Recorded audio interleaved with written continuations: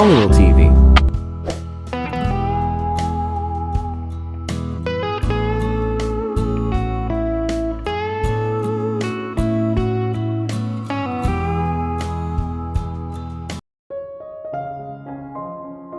Dumating ang umaga, dala ang magkahalong nerbiyos at pag-asa. Ngayon, sinimulan ko ang aking self-defense classes kasama si Daniel. Habang naghahanda ako, hindi ko maiwasang maalala ang imahe ni Daniel kasama ang babaeng iyon sa opisina niya, at ang alon ng selos na bumalot sa akin. Huminga ako ng malalim, itinulak ko ang mga kaisipang iyon sa isang tabi, na nagpapaalala sa aking sarili na ang aming relasyon ay complicated at undefined. Ang self-defense ang focus sa ngayon, at kailangan kong manatiling nakatutok doon. Naglakad ako papunta sa training area, kung saan naghihintay na si Daniel. Seryoso ang itsura niya, panay ang tingin niya sa akin pagpasok ko. May intensity sa kanyang mga mata na nagpadala ng panginginig sa aking gulugod. "Good morning, Daisy," bati sa akin ni Daniel, puno ng determinasyon ang boses. "Morning," sagot ko, sinusubukang itugma ang seryoso niyang tono. "We'll start with the basics today," aniya, na sinenyasan akong sumama sa kanya sa mat. Mahalagang bumuo ng matibay na pundasyon. Tumango ako, inihahanda sa isip ang aking sarili para sa mga pisikal na hamon na naghihintay. Habang sinisimulan namin ang warm-up exercises, naagaw ng atensyon ko ang presensya ni Daniel. Ang kanyang mga galaw ay tumpak at malakas, at hindi ko maiwasang makaramdam ng magkahalong pagkamangha at pananakot. Sa buong sesyon, ginabayan ako ni Daniel sa iba't ibang mga diskarte at mga maniobra sa defense. Siya ay matyaga, ngunit hinihingi, tinutulak ako sa aking mga limitasyon. Nadapa ako at nagkamali, ngunit hindi siya nagpatinag sa kanyang paniniwala sa aking mga kakayahan. "Focus, Daisy," mariin niyang sabi sa boses niya. "Tandaan, ang self-defense tungkol sa pagiging kamalayan at pagkontrol sa iyong sariling kaligtasan." Habang kami ay sumusuntok sa hangin, nakita ko ang sarili kong engrossed sa physicality ng lahat. Ang adrenaline ay dumaloy sa aking mga ugat, na nagpatala sa aking sentido. Ang presensya ni Daniel ay naging parehong hamon at pinagmumulan ng motibasyon. Bawat galaw niya, nasasalamin ko, determinadong patunayan ang sarili ko. At one point, I managed to block his strike, na ikinagulat naming dalawa. Nanlaki ang mga mata ni Daniel, bakas sa kanila ang pagmamalaki. "Good job, Daisy. Nasasanay ka na." Habang patapos na ang session, magkahalong pagod at saya ang naramdaman ko. Lumapit si Daniel, may hawak na tuwalya, at inalok ito sa akin. Pasasalamat kong pinunasan ang pawis sa aking noo, pilit kong hinahabol ang aking hininga. "You did well today, Daisy," aniya, mas mahina na ang boses niya ngayon. Ngumiti ako. "Salamat, Daniel." Pumunta na ako sa kwarto ko at naligo. Malapit nang umuwi si Lily galing school. Nagpa siya akong pumunta sa library.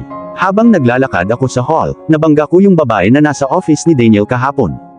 "Oh, hi there. Destiny was it?" tanong niya gamit ang nanginginig na boses. "Daisy," sabi ko na parang naiinis. "Oh right, Daisy, the maid," sinabi niya. "Right," sabi ko, hindi nag-abala na itama siya. "Excuse me," sabi ko at sinubukang lumampas sa kanya.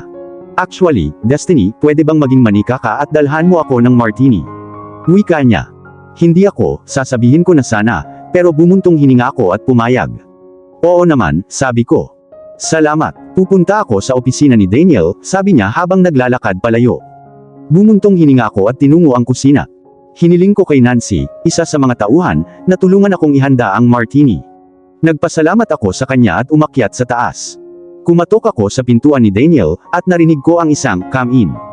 Huminga ako ng malalim at binuksan ang pinto.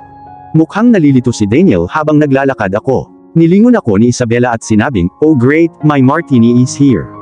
Pagkatapos ay lumingon siya kay Daniel. "I hope you don't mind, I asked your maid. Destiny here to bring me a martini," sabi niya sa nanginginig na boses.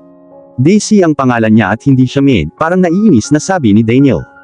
"Oh I'm sorry my love. Hindi na mauulit," sabi nito sabay haplos sa kanya. Parang gusto kong umiyak. Tinawag niya itong love niya. Alam kong higit pa sila sa business associate. "No it's not. You can't come into my home and boss people around," sabi ni Daniel na nagtaas ng boses.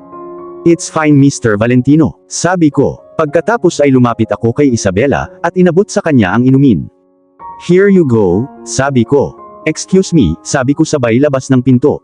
Naramdaman ko ang pag-iinit ng mata ko. Tumingin ako sa orasan at napagtantong nandito si Lily any minute.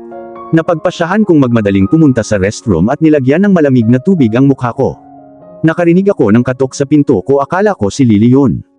Hey Lily, kamusta ang school ngayon? Tanong ko pagkabukas ko ng pinto. Tumingala ako habang hinihintay si Lily, pero nakaharap si Daniel. Daisy, sinabi niya, what can I help you Mr. Valentino? Itinanong ko. Daisy, we need to talk, sabi niya. I'm sorry Mr. Valentino but Lily is due home any minute and. Nasa violin lesson si Lily, sabi niya. Nakalimutan kong may violin lesson ngayon si Lily. Alright, sagot ko. Daisy, we need to talk. I can't take this anymore. Sinabi niya. What are you talking about Mr. Valentino? Don't call me Mr. Valentino. Call me Daniel, and I hate it when you call me Mr. Valentino, sinabi niya. Fine Daniel, look, bago ko pa matapos ang pangungusap ay hinila ako ni Daniel palapit sa kanya, at hinalikan ako. I tried my best to fight him off pero hindi niya ako binitawan. Napakasarap ng pakiramdam ng labi niya sa labi ko. Tumigil ako sa pakikipaglaban sa kanya, at ipinulupot ang mga braso ko sa leeg niya. Tuluyan na akong nawala sa sandaling iyon. Tapos humiwalay si Daniel, at pareho kaming napabuntong hininga. Tapos tumingin sa akin si Daniel at sinabing, hindi ko na kayang layuan ka Daisy. I need you. Nakatayo ako doon, nakatulala, sinusubukang i-proseso ang nangyari. Umalangaw-ngaw sa aking isipan ang mga sinabi ni Daniel, kaya napabuntong hininga ako. Hindi ko na kayang layuan ka Daisy. I need you. Ang kanyang pag-amin ay nagpadala ng isang alon ng mga emosyon na bumagsak sa akin, na nagpapahirap sa paghahanap ng aking boses.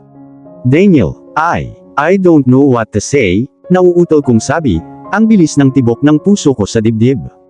Ang intensity ng sandaling iyon ay nanaig sa akin, na nagpapahirap sa pag-iisip ng maayos. Daniel, I think you just confused. Sabi mo sa sarili mo, hindi mo ako gusto. Plus virgin pa ako sabi mo. Daisy, anong pinagsasabi mo? Tanong niya sa akin na mukhang naguguluhan. Sabi ni Zayden na baka interesado ka sa akin, ay dahil gusto mo akong matulog, pero sabi mo since virgin pa ako. Pinigilan niya ako sa kalagitnaan ng pangungusap sa pamamagitan ng paghila sa akin sa isang yakap. Daisy, hindi ko sinasadya yon. Alam kong yun yung sinabi ko sa harap ni Zayden pero hindi. Hindi yun ang gusto ko sa'yo, sabi niya. Humiwalay ako at tumingin sa kanya. Kung ganoon ano ang gusto mo? Tinanong ko siya.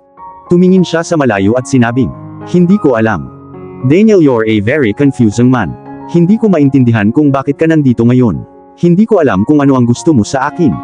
Ang tanging bagay na maaari kong isipin sa aking wildest dream na gusto mo mula sa akin, gusto mo bang matulog sa akin? Hindi ako matutulog sa iyo. Oo, virgin ako, at hindi ako maaaring magkaroon ng walang kwentang pakikipagtalik sa isang tao, at sinabi mo lang na ayaw mo iyon kaya lubos akong naguguluhan. Hindi ko alam kung ano pa ang gusto mo sa akin. Sabi ko, hindi makapaniwala na sinabi ko lang lahat ng iyon.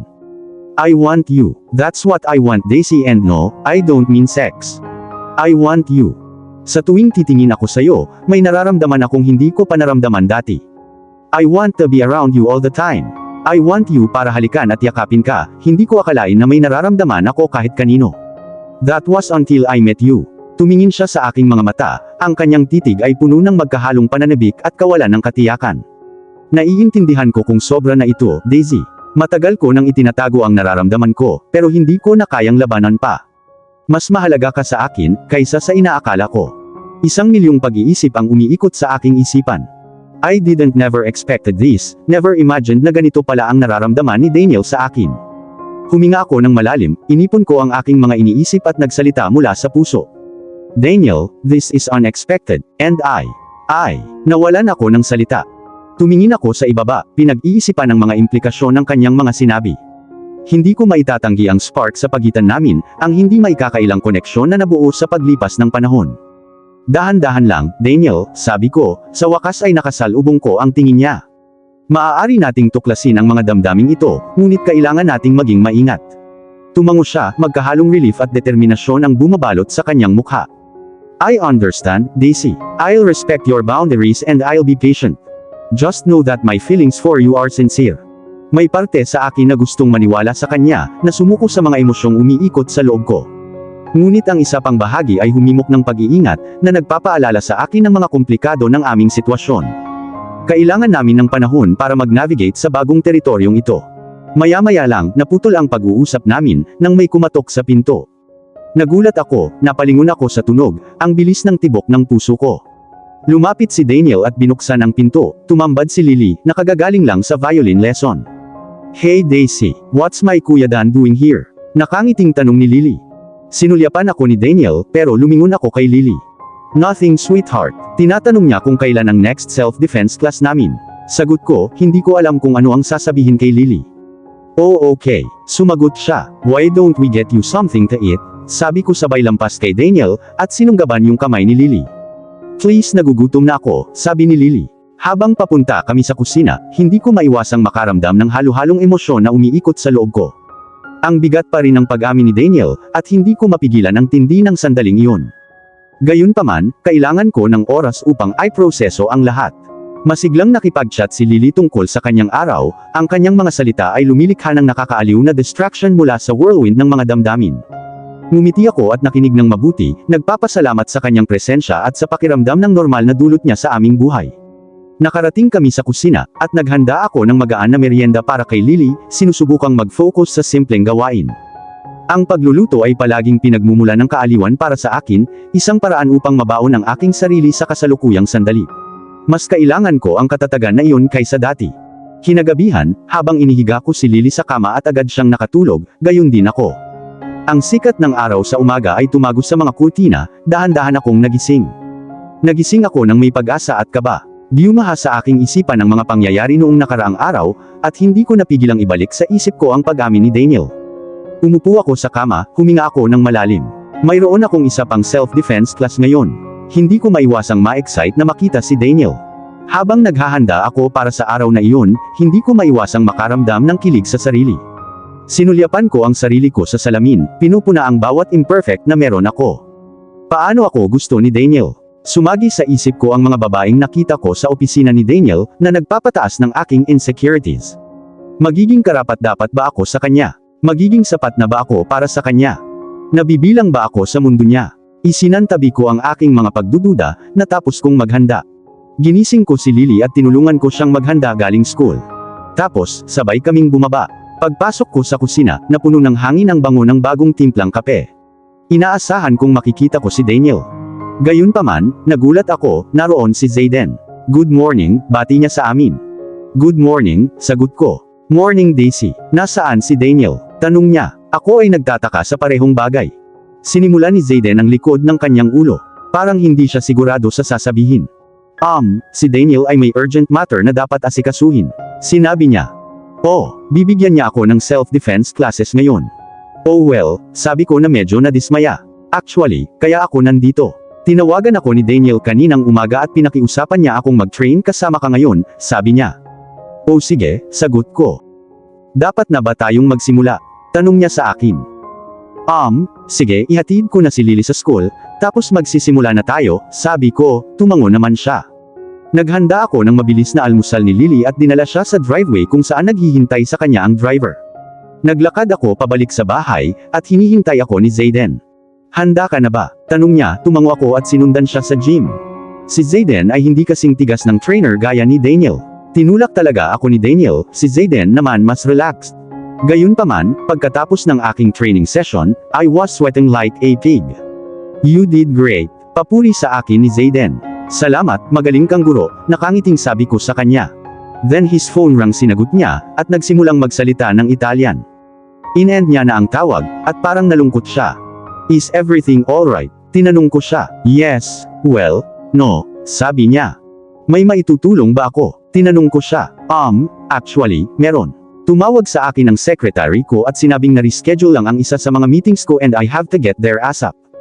Ang problema kasi, pinapadala sa akin ni Daniel ang document sa office. Hindi ko kayang ipadala na lang sa kahit kanino dahil sa mundo namin, wala talaga kaming tiwala kahit kanino. Alam kong may tiwala si Daniel sa'yo. Would you mind taking him the file yourself? Tanong niya. Sure, sagot ko. Niyakap ako ni Zayden. Salamat, Daisy. The best ka, sabi niya sabay abot sa akin ng file. Tatawagan ko ang receptionist at ang sekretarya ni Daniel at tatawagan ko sila na pupunta ka para papasukin kanila. Sinabi niya. Sige, maliligo lang ako ng mabilis, at pupunta na ako, sabi ko. Perfect. Thanks again Daisy, sabi ni Zayden habang papalabas ng kwarto. Pumunta ako sa kwarto ko at naligo ng mabilis at nagpalit. Naglakad ako papunta sa driveway, at naghihintay na sa akin ang isa sa mga driver. Hindi naman masyadong mahaba ang biyahe papuntang opisina. Napatingin ako sa building at napanganga. Si Daniel talaga ang isa sa pinakamayamang tao sa mundo. Pumasok ako sa loob at kinausap ang receptionist. Masasabi kong hinuhusgahan niya ako. Tiningnan niya ako at saka tinuro kung saan ako pupunta. Sa paglalakad sa paligid, nakaramdam ako ng labis na hindi komportable at intimidated. Magkaibang mundo talaga kami ni Daniel. Umakyat ako sa pinakataas na palapag at hinanap ang sekretarya ni Daniel. Katulad ng receptionist, tinignan niya ako tapos binigyan niya ako ng side eye at sinabi kung saan ang office ni Daniel. Naglakad ako papunta sa pinto. Kakatok na sana ako, pero napansin kong nakabukas ito ng bahagya, kaya dahan-dahan ko itong itinulak sabay katok. Daniel, it's me, Daisy. Zayden asked me to drop off this. Sinimulan kong sabihin, ngunit naputol ang tingin ko sa harapan ko. Nakaupo si Daniel sa upuan niya, at nasa ibabaw niya si Isabela, at naghahalikan sila. Nanlaki ang mata ni Daniel, at sinabi niyang, Daisy, what are you? Pero hindi ko na siya pinatapos sa pangungusap. Mr. Valentino, I am extremely sorry to interrupt. Zayden asked me to drop off this file for you. May nakita akong maliit na lamesa sa may pintuan at inilapag ang dokumento. I'll be on my way, sabi ko, nagmamadaling lumabas ng opisina niya. Nakita kong sinubukan niyang itulak si Isabela, at narinig ko ang isang Daisy. Please wait. Pero tumakbo ako, naramdaman ko ang mga luhang umaagos sa mukha ko. Nakarating ako sa elevator at nakakuha ng ilang nagtatanong na tingin, ngunit hindi ko sila pinansin. Tumakbo ako palabas ng building at nilagpasan ang driver ni Daniel. Buti na lang at hindi niya ako nakita, at nakatakas ako. Wala akong ideya kung saan ako pupunta. Kailangan ko na lang makaalis doon. Naramdaman ko ang pagsara ng mga pader sa akin. Tumingin ako sa paligid ko at naghanap ng park. Sa kabutihang palad, ito ay halos walang laman.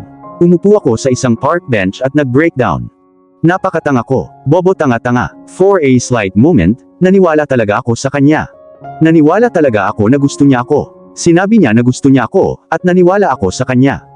Kailan ako matututo? Hindi ko mapagkakatiwalaan ng sinuman. Tinuruan ako ng aking ama na huwag magtiwala sa sinuman. Paano ako magiging tanga? Pinunasan ko ang luha ko at tinignan ang oras and it was 12 p.m. Malapit nang umuwi si Lily. For a second naisipan kong tumakbo. Kaya kong umalis, kaya kong tumakas, tulad ng paglayas ko sa bahay. Sigurado akong madali akong mapapalitan ni Daniel. Nasa kanya ang lahat ng pera sa mundo. Kaya niya akong palitan. Pero hindi ko kayang gawin yun kay Lily. Yung babaeng may pusong ginto. Sinabi ko sa kanya na pwede kaming maging magkapatid, at lagi akong nandyan para sa kanya. Hindi ko siya kayang iwanan. Tumayo ako, at naglakad pabalik sa mansyon. Nakarating na ako sa front gate ng mansyon, at mukhang naaliw ang security guard nang makita ako. Salamat at nandito ka, miss. Nababaliw na ang Don sa paghahanap sa iyo, sabi niya, pero nanatili akong tahimik. Kakaiba na marinig ng mga tao na tinutukoy si Daniel bilang, ang Don. Pinapasok niya ako, at nakita kong nilabas niya ang phone niya. Habang naglalakad ako patungo sa main entrance, naramdaman ko ang galit na presensya ni Daniel. Where the hell were you? Bulalas niya, ngunit nagpa siya akong hindi siya pinansin, at nagpatuloy sa paglalakad lampas sa kanya. Hinawakan niya ang braso ko, pinipigilan akong makagalaw pa. Frustrated, tinignan ko siya sa mata at nagsalita ng mariin, Mr. Valentino, I am your employee. Do you interrogate all of your employees about their whereabouts when they are not working? Tinitigan niya ako ng matindi. Pwede bang bitawan mo ang braso ko? Tanong ko sa kanya at binitawan niya ang pagkakahawak niya sa braso ko. I was worried about you, mahina niyang sabi. I am capable of taking care of myself, Mr. Valentino. You don't need to worry, sagot ko na pilit na pinapanatili ang aking kalmado. Now, if you'll excuse me. Napaatras ako, sinubukang lumayo. Gayunpaman, sa pagkakataong ito, ginulat ako ni Daniel sa pamamagitan ng paghila sa akin sa isang yakap. Napasinghap ako sa biglang paglapit. I'm sorry, sincero niyang sabi. I'm sorry sa pagsigaw ko sa iyo. Sinubukan kong kumawala, pero malakas ang hawak niya. Naiintindihan ko na nagagalit ka, ngunit ang nakita mo ay hindi kung ano ang tila, paliwanag niya. Nag-ingat ako na hindi na muling mahulog sa kanyang mga sinabi. Sinabi sa akin ni Zayden ang tungkol sa urgent meeting ni Daniel, kaya naman hindi siya nakapag-training sa akin.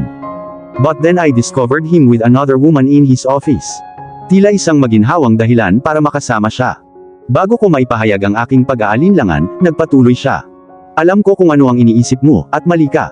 Mayroon nga akong mahalagang business meeting sa ama ni Isabela ngayon. Pinilit niya akong makita ngayon, at hindi ako makatanggi. Isabela tagged along but refused to leave. Pumasok siya sa opisina ko, at nang sabihan ko siyang umalis, umupo siya sa kandungan ko at sinimulan akong halikan. Agad ko siyang tinulak palayo, at nang makita ko ikaw sa pintuan ng aking opisina, paliwanag niya. Hindi ko alam kung ano ang paniniwalaan ko. Hinawakan pa rin ako ni Daniel sa braso, ayaw bumitaw. Maya-maya, binitawan niya ako pero nanatiling nakalak ang tingin niya sa akin. Please say something, Daisy, bulong niya. I don't know what you want me to say. Sagot ko, napababa ang mga mata ko. Gusto kong magtiwala sa kanya, ngunit mahirap humanap ng logical na paliwanag para sa kanyang nararamdaman sa akin. Say you'll forgive me, pakiusap niya, itinaas ang baba ko gamit ang daliri niya para salubungin ang mga mata niya. I mean what I said yesterday, Daisy. I have genuine feelings for you. Feelings na hindi ko pa nararanasan dati, pagtatapat niya. Hinanap ko ang kanyang mga mata, desperadong naghahanap ng sinseridad. Daniel, kahit paniwalaan at patawarin ko ikaw, hindi tayo bagay, sabi ko habang tumutulo ang mga luha ko. You and I just don't make sense. We came from completely different worlds. You should be with someone of your status, I added, trying to make sense of the situation. The hell with everything and everyone, madamdamin niyang pahayag. Ang kailangan ko lang malaman ay kung may nararamdaman ka ba para sa akin. Are you drawn to me like I am drawn to you? Nanatili ang titig niya sa akin. Oo, pero, nagsimula akong sumagot. Iyon lang ang kailangan kong malaman, sumingit siya, hinila ako sa isang mapusok na halik. Ibang-iba ang halik na ito sa anumang pinagsaluhan namin noon. Puno ito ng pangangailangan at pagnanais. Pinulupot ko ang mga kamay ko sa leeg niya, at sinubukang hilahin siya palapit sa akin. Matapos ang tila habang buhay, humiwalay kami, pareho kaming hinihingal. Daisy, I tried to be patient and give you space, but I can't take it anymore. Nababaliw na ako. Please tell me you'll be mine, sabi niya, at nanlaki ang mata ko. No, Daisy, I don't mean sex. I mean you. Please tell me you'll be my girlfriend, sabi niya, at muling nanlaki ang mga mata ko. Para sa isang beses, nang hindi ito masyadong iniisip, sumagot ako. Okay, I'll be your girlfriend, nakangiti sa kanya. Ngumiti sa akin si Daniel, at saka ako hinila para halikan. At dito na po, nagtatapos ang part 5 ng ating kwento. Sabay-sabay po nating abangan ang susunod na kabanata.